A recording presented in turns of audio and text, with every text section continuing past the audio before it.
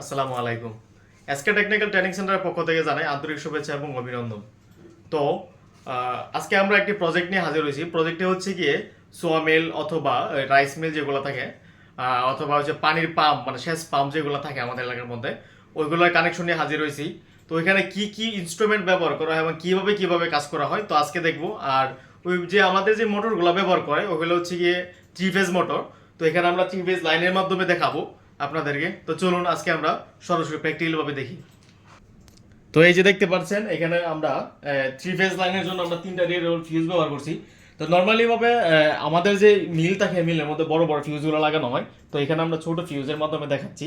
এই যে এটা হচ্ছে আমাদের 3টা ফেজ, রেড ইয়েলো ব্লু 3টা ফেজ এখানে দেখাচ্ছি। আর এখানে আমরা 3টা ইন্ডিকেটর ব্যবহার করছি। আসলে আমাদের কোন ফেজটা আছে মানে 3টা ফেজ আছে কি না ওইটা বোঝানোর জন্য আমরা এখানে 3টা ইন্ডিকেটর ব্যবহার করছি আর কি। আর এখানে আমরা যেটা লাগাইছি এটা যে এমসিবি মিনিয়েচার সার্কিট ব্রেকার, এখানে লাগাইছি টিপি আর কি, মানে ট্রিপল পুল 3টা। যেহেতু আমাদের 3 ফেজ মোটর তার জন্য আমরা 3টা লাগাইছি আর কি, এমসিবি লাগাইছি। আর এখানে আমরা লোডের জন্য আমরা সুইচ ব্যবহার করছি আর কি, ছোট ছোট ববি সুইচ ব্যবহার করছি।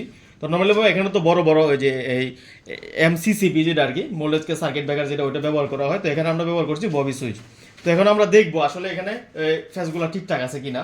তো এই যে আমরা প্রথমে আমরা এখানে সুইচ দিচ্ছি, এটা দেখতে পাচ্ছেন 3টা লাইট জ্বলছে। তো 3টা লাইট জ্বলার উদ্দেশ্য হচ্ছে কি আমাদের রেড ইয়েলো ব্লু মানে 3টা ফেজ এখানে বিদ্যমান আছে, মানে কারেন্ট আছে। তো তারপরে আমরা দেখবো মোটরটা কিভাবে চলে। হ্যাঁ, মোটরটা এই যে আমরা সুইচ দিচ্ছি, এই যে এখানে দেখা গেছে মানে মোটরের 3টা ফেজে আছে।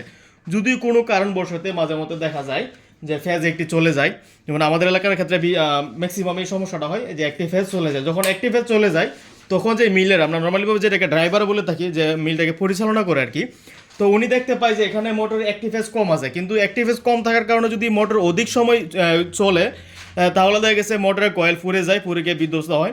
তো যার কারণে যখনই দেখবে যে অ্যাক্টিভ ফেজ কম আছে তখন সাথে সাথে মিল অফ করে দিতে আর কি, মানে সাথে সাথে মিলটাকে অফ করে দেওয়া হয়। তো এই ছিল আজকের ভিডিও। আসসালামু আলাইকুম।